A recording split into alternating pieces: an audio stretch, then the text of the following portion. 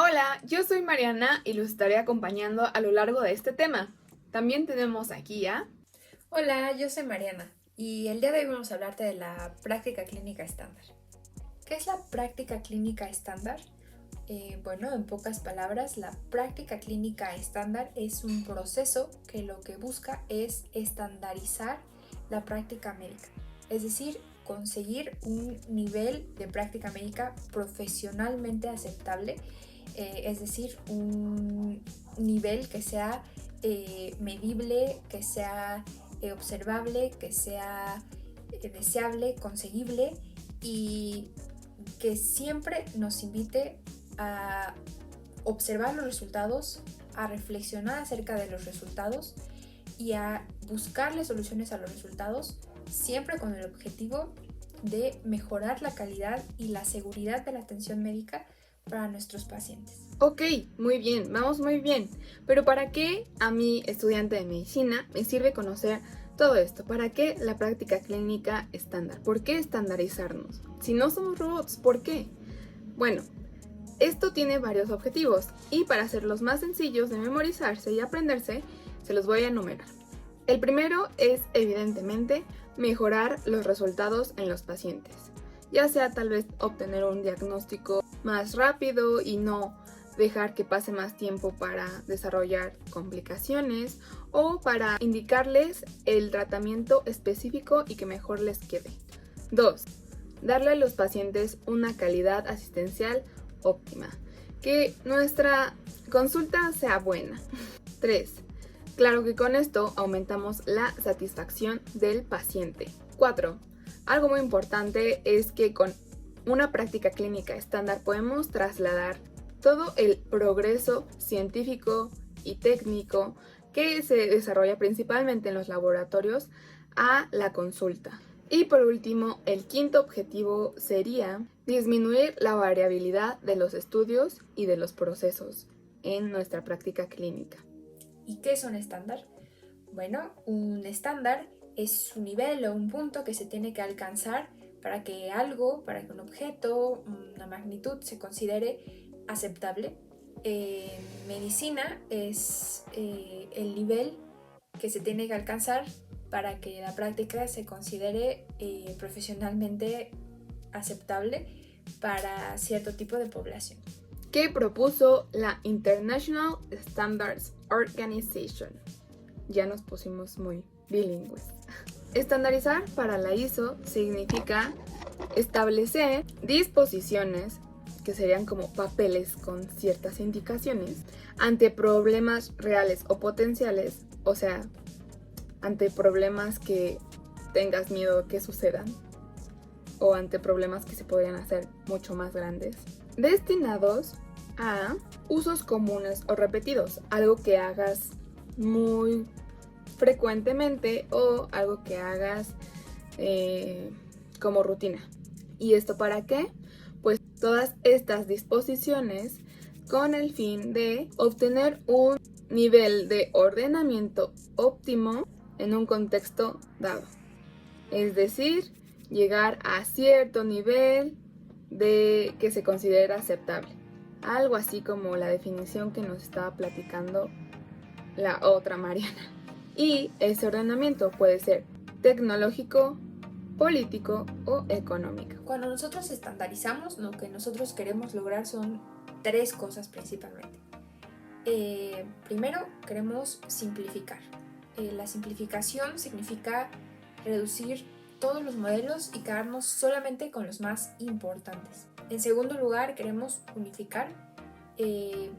Básicamente la unificación nos va a permitir el intercambio global pues con todos. Y un tercer objetivo de la estandarización es la especificación, para evitar errores de comunicación mediante la utilización de lenguajes transparentes, de lenguajes precisos, ¿no? Un ejemplo de esto podría ser el DEX. Nosotros ocupamos el DEX para traducir términos médicos en otros idiomas y poder nosotros después obtenerlos a nuestro idioma, y esto permite un lenguaje estandarizado. Algo que nos ayuda mucho a identificarlos es clasificarlos. Se pueden clasificar por su estructura, por el tipo de proceso y por los resultados. En cuanto a la estructura, podemos poner algunos ejemplos. Los aspectos arquitectónicos, recursos humanos, las personas que nos van a ayudar, aspectos tecnológicos y recursos organizativos. Ahora, en la clasificación de procesos, tenemos aquellos que se enfocan en el ámbito clínico asistencial. Ejemplo de esto, al mismo tiempo, son las guías de práctica clínica que les hablaremos más adelante. Y por último, en la clasificación de resultados, tenemos que se refieren a las consecuencias clínicas o de salud que repercuten en cada paciente. Se estarán enfocando en esto. Y es así como las podemos clasificar. Creo que también es sumamente importante mencionar que todos estos procesos de estandarización se han visto sumamente beneficiados de diferentes herramientas de gestión clínica, que de las que ahorita vamos a hablar, como son la medicina basada en evidencias, la evaluación de las tecnologías y de otros campos como la investigación, la salud pública, puesto que gracias a los resultados se han podido descubrir huecos, ¿no? Se han podido descubrir lugares en los que se pueden implementar áreas de desarrollo tecnológico y entonces implementar tecnologías sanitarias. Ahora, como no somos máquinas perfectas, también existen las fallas dentro de la estandarización y tenemos a dos principales. La primera tiene que ver con lo cultural y esta se refiere a la falta de aceptación o de vinculación o de inmersión de estos estándares dentro de la cultura de la práctica médica. Y la segunda falla importante es la variabilidad de los estándares en la práctica médica. Ya en la consulta las cosas podrían cambiar. No todos los pacientes son de libros, no todos los pacientes son iguales y no todos los pacientes viven su enfermedad de la misma manera. Bueno, ahora vamos a hablar de las variaciones. Las variaciones han sido de los temas más discutidos cuando hablamos de implementar una práctica clínica estandarizada. ¿Por qué? Porque, bueno, primero tenemos que definir qué es una variación. Una variación es una diferencia en los resultados al aplicar una intervención. Es una de las principales razones por las que nosotros decidimos implementar una práctica clínica estándar. Se ha comprobado que cuando la evidencia científica acerca de las tecnologías sanitarias es fuerte, las variaciones son pequeñas, mientras que cuando la incertidumbre es mayor, las variaciones pueden ser enormes. Para hacer nuestros estándares más precisos es importante de dónde vienen las variaciones y por lo tanto tenemos causas que nos llevan a variaciones. La primera es, por ejemplo, cuando hay diferencias en la estructura organizativa o en el financiamiento de los servicios. Otra causa puede ser que no haya similitudes entre incidencias de enfermedades o entre la prevalencia de cierta enfermedad. Y por último tenemos que otra causa de las variaciones es pues esta misma variabilidad biológica dentro de la práctica médica. Todos somos diferentes, cada paciente es diferente. Se lo repito de nuevo.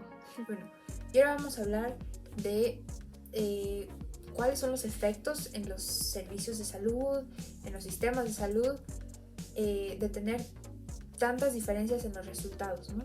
Y es que de los principales es que no podemos ver qué es lo que verdaderamente tenemos que resolver, ¿no? Entonces esto va a tener como consecuencia, en primer lugar, que hay menor eficiencia en los servicios.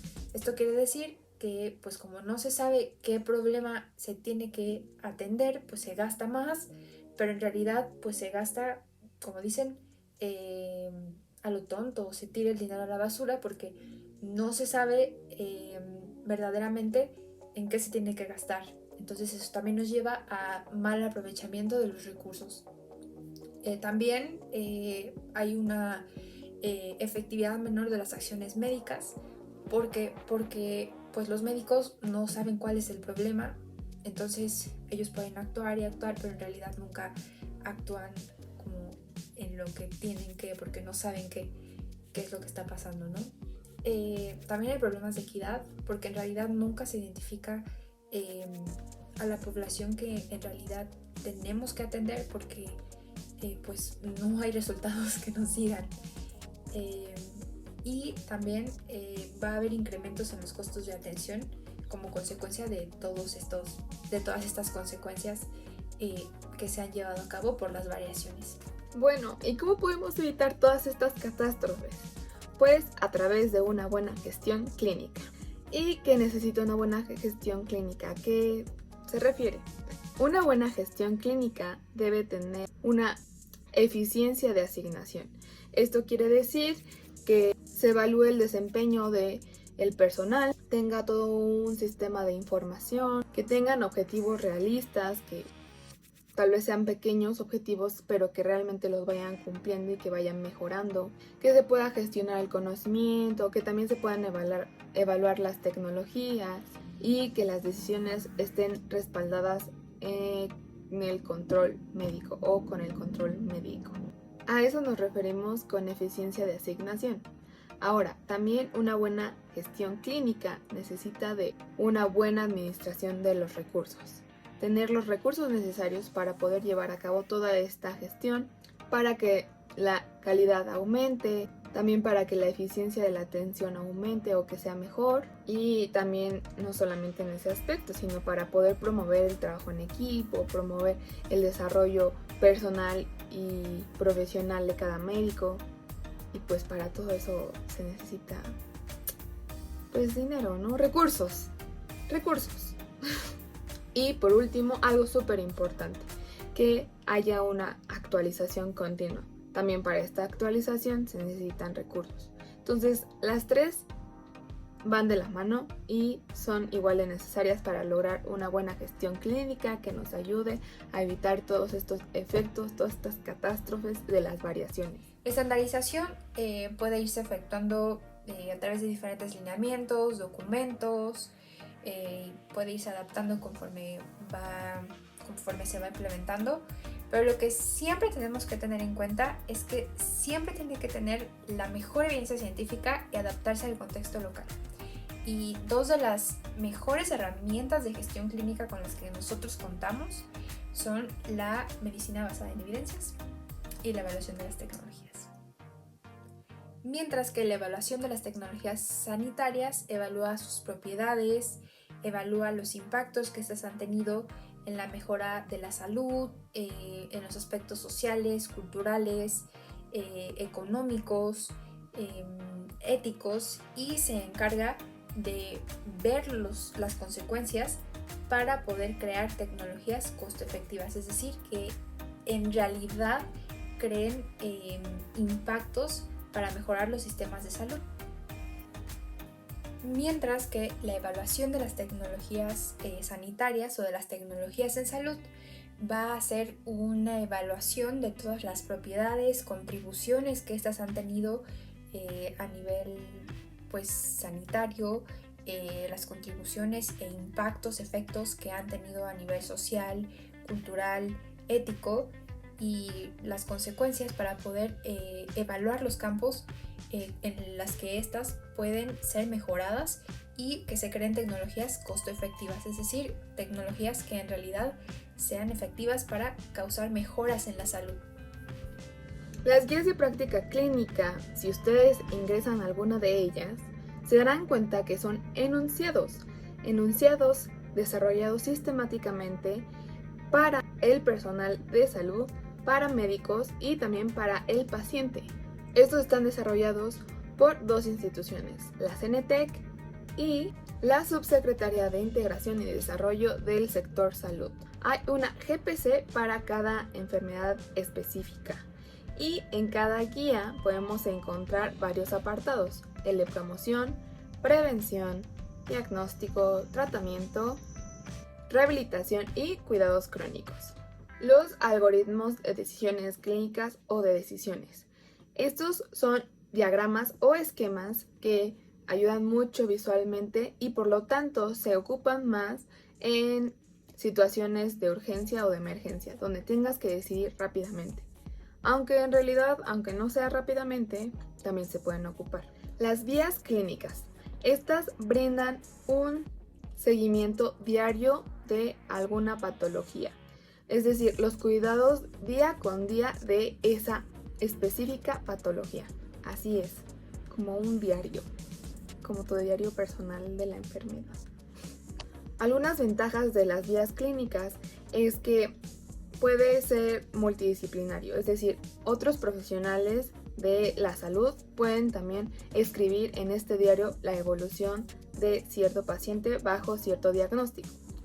Ahora, también podemos estandarizar los procedimientos y en estos damos instrucciones detalladas paso a paso sobre alguna habilidad técnica. Luego te pones a pensar en cirugía. También tenemos a las normas. A través de las normas podemos estandarizar la práctica clínica. Y una norma se refiere a un instrumento que regula y existe obligación en su cumplimiento. Para desarrollarlas se utiliza el consenso de varios expertos y se revisa la literatura. Sin embargo, no siempre valoran el nivel de evidencia científica. Hay que tenerlo muy en mente eso. Por último, la práctica clínica se puede estandarizar a través de protocolos de atención clínica. En estos documentos se conjuntan conocimientos y tecnologías que se ajustan a la evidencia científica y a la cultura e idiosincrasia de la población.